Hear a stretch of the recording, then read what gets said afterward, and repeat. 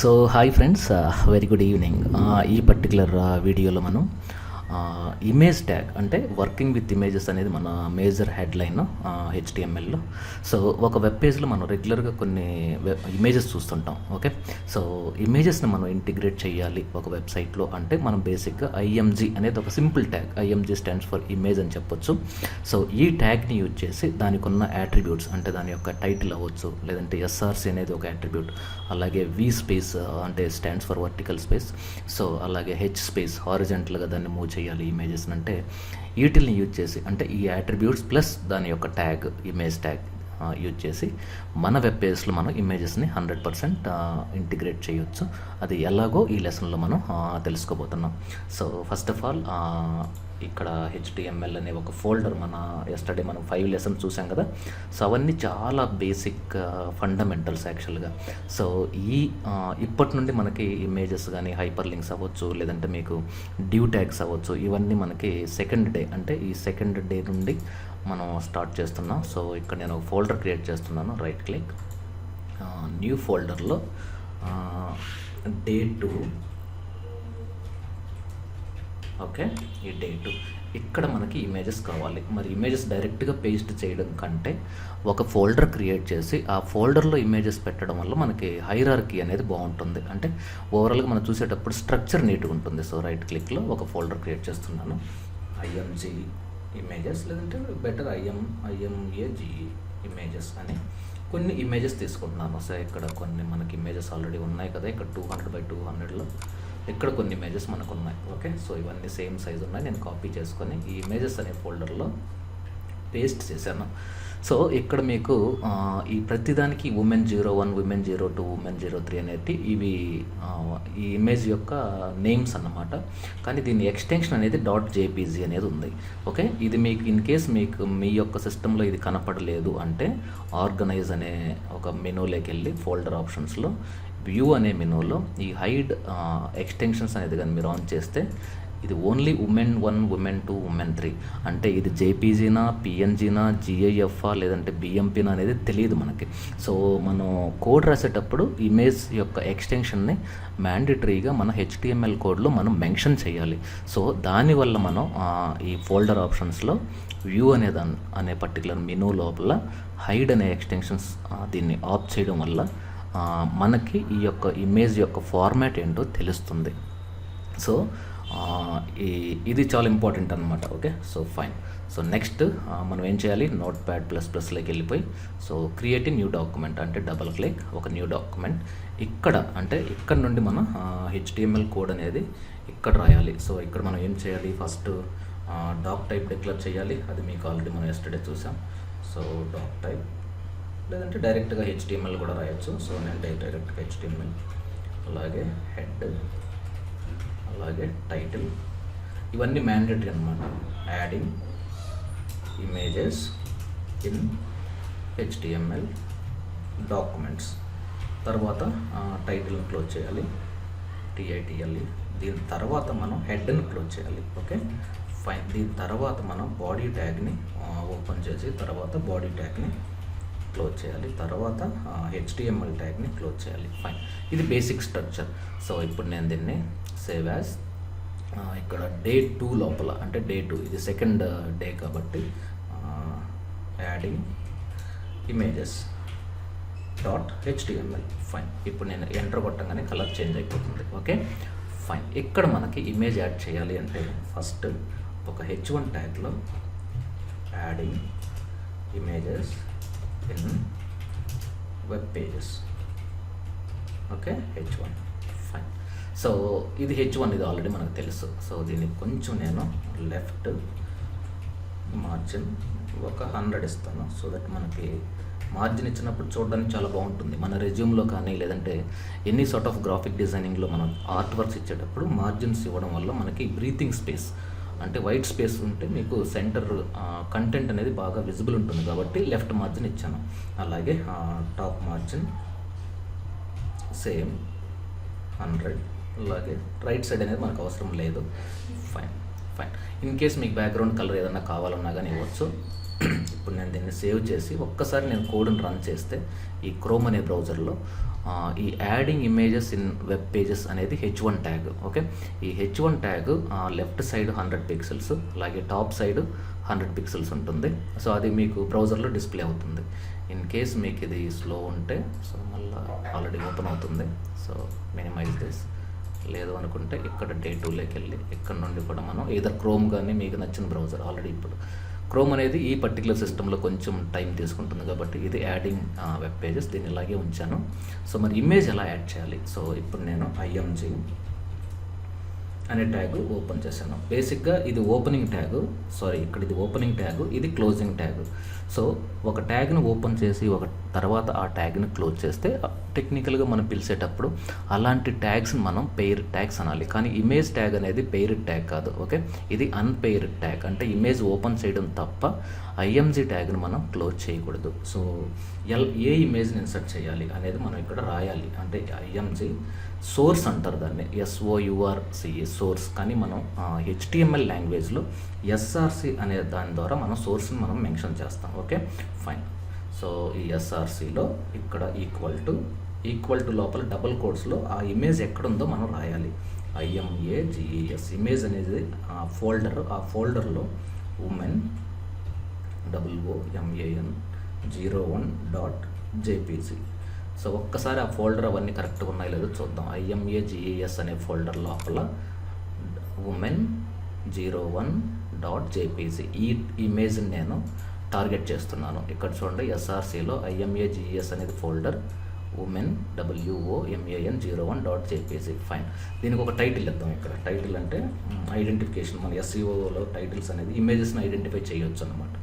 For example ఇక్కడ మీ personal ఎవరిదైనా name ఇచ్చారు అంటే మీరు గూగుల్లో ఫర్ ఎగ్జాంపుల్ రాహుల్ గాంధీ అని టైప్ చేసినప్పుడు ఆ ఇమేజ్ వస్తుంది. ఈ టైటిల్ ట్యాగ్ని బేస్ చేసుకొని మనకి ఇమేజెస్ అనేవి లిస్ట్ అవుతాయి అన్నమాట. ఇక్కడ నేను for example business women in India అనేది ఈ యొక్క టైటిల్ ట్యాగ్ ఇచ్చాను. ఇప్పుడు నేను దీన్ని మళ్ళీ ఒక్కసారి సేవ్ చేసి దీన్ని ఇప్పుడు రీఫ్రెష్ F5 అనేది రీఫ్రెష్ చేస్తే ఇక్కడ మీకు చూడండి కర్సర్ పెట్టినప్పుడు బిజినెస్ ఉమెన్ ఇన్ ఇండియా అని వచ్చింది.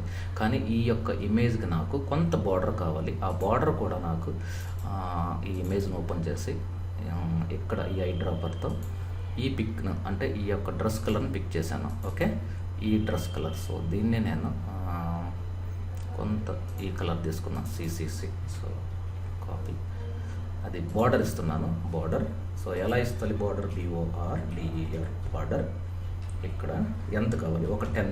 బై డిఫాల్ట్ బార్డర్ ఇక్కడ నేను బార్డర్ కలర్ అనేది మాత్రం రాయకూడదు. ఇన్ కేస్ మీరు బార్డర్ కలర్ అని రాస్తే తీసుకోదు. మరి బార్డర్ కలర్ రాయాలి అంటే మీ బాడీలో TEXT లోపల ఏదైతే మీరు కోడ్ అంటే ఇప్పుడు మనం కాపీ చేసిన కోడ్ ఇక్కడ ఇస్తే అది ఆటోమేటిక్గా text colour is nothing but border colour అనమాట. అంతేగాని బార్డర్ కలర్ అనే ట్యాగ్ను వాడకూడదు, ఎందుకంటే టేబుల్స్లో వాడినట్టు. ఇది బేసిక్గా ఇమేజ్. మరి ఇప్పుడు సెకండ్ ఇంకొక ఇమేజ్ని పెడతాను నేను. సో సెకండ్ దీన్నే నేను కాపీ చేసుకొని ఇంకొక ఇమేజ్ని యాడ్ చేస్తాను. కొంచెం స్పేస్ ఇచ్చాను. ఇక్కడ బిజినెస్ ఉమెన్ 2 అనేది ఇస్తాను. 2. ఓకే, దీన్ని సేవ్ చేసి మళ్ళీ ఇక్కడ రీఫ్రెష్ చేస్తే ఇంకొక ఇమేజ్ వచ్చింది. కానీ ఇది సైడ్ బై సైడ్ కాకుండా దీని కింద రావాలి అన్నప్పుడు మనం దాన్ని బ్రేక్ చేయాలన్నమాట. ఇక్కడ కానీ BR ట్యాగ్ ఇలా కూడా రాయొచ్చు. దీన్ని మీకు షార్ట్ క్లోజింగ్ ట్యాగ్ అంటారు, ఇలా కూడా రాయొచ్చు. BR స్టాండ్స్ ఫర్ బ్రేక్ అన్నమాట. అంటే ఫస్ట్ ఈ ఇమేజ్ రావాలి, దీని తర్వాత ఈ ఇమేజ్ రావాలి. అందుకోసం నేను బ్రేక్ ట్యాగ్ వాడాను. ఇప్పుడు చూడండి 2 ఇమేజెస్ సపరేట్ అయిపోయినాయి. ఇన్ కేస్ మీకు సైడ్ బై సైడ్ రావాలి అన్నప్పుడు ఇది తీసేయచ్చు. Okay, fine. అలాగే మీకు ఎన్ని ఇమేజెస్ అయినా యాడ్ చేసుకోవచ్చు. ఫర్ ఎగ్జాంపుల్ నేను మళ్ళీ ఇంకొక ఇమేజ్, ఇది 3, అలాగే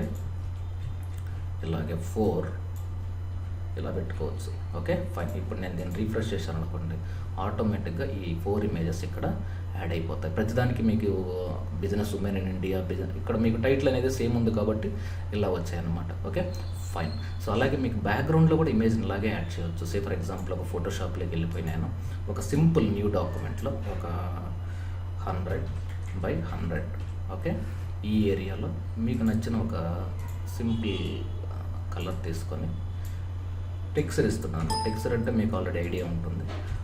ఇక్కడ మీకు ఒక చిన్న ఫిల్టర్ ద్వారా ఇక్కడ టెక్స్చరైజర్ అని ఒక ఫిల్టర్ ఉంటుంది కదా. సో స్టైలైజ్ వెయిట్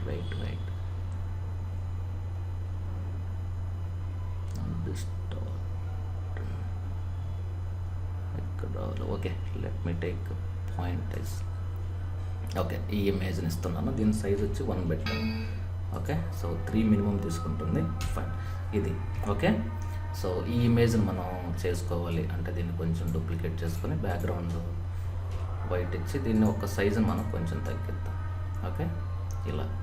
సో దీన్ని నేను ఫైల్ సేవ్ యాజ్ ఈ డెస్క్టాప్లో ఎక్కడుంది మన ఇమేజెస్? సో HTMLలో డే 2లో ఇమేజెస్లో ఇక్కడ JPG అనే ఫార్మాట్లో BG అంటే బ్యాక్గ్రౌండ్. ఇప్పుడు నేను సేవ్ చేశాను. మరి ఇదే ఇమేజ్ నాకు బ్యాక్గ్రౌండ్లో కావాలి అంటే బాడీలో బ్యాక్గ్రౌండ్ అని రాయాలి. BACKGROUND background. ఇక్కడ ఈక్వల్ టు ఎక్కడుంది? అది సేమ్ పాత్లో ఉంది, IMAGESలో /BG.JPG. ఓకే, ఇది ఆటోమేటిక్గా ఎంటైర్ బ్యాక్గ్రౌండ్లో ఫిట్ అయిపోతుంది. దీన్ని టైలింగ్ అంటారు. ఒకసారి మీరు రీఫ్రెష్ చేస్తే ఎక్కడుంది అది? BG.JPG. సో ఇక్కడ మీకు బ్యాక్గ్రౌండ్ స్పెల్లింగ్ తప్పు. Okay, save. సో ఇప్పుడు దీన్ని రీఫ్రెష్ చేయండి. ఓకే, ఇక్కడ ఇది చూడండి మీకు ఎలా వచ్చిందో. Okay, fine. సో మరి ఈ టెక్స్ట్ కలర్ ఇక్కడ మీకు వేరే కలర్ కావాలి అన్నప్పుడు ప్రజెంట్ జనరల్గా CSS ద్వారా చేయొచ్చు. ఇన్ కేస్ మీకు టెంపరీ ఫాంట్ ట్యాగ్ అనే దాని ద్వారా చేయొచ్చు. బట్ ఇది డిప్రిసియేటెడ్ ట్యాగ్ అనమాట. ఫాంట్ కలర్ ఏ కలర్ కావాలి? సే ఫర్ ఎగ్జాంపుల్ నాకు ఫాంట్ కలర్ వైట్ కావాలి కాబట్టి, లేదంటే అన్ని 000 అంటే బ్లాక్ కలర్. ఏది కావాలి? మొత్తం ఫాంట్ కాదు, ఓన్లీ ఈ H1.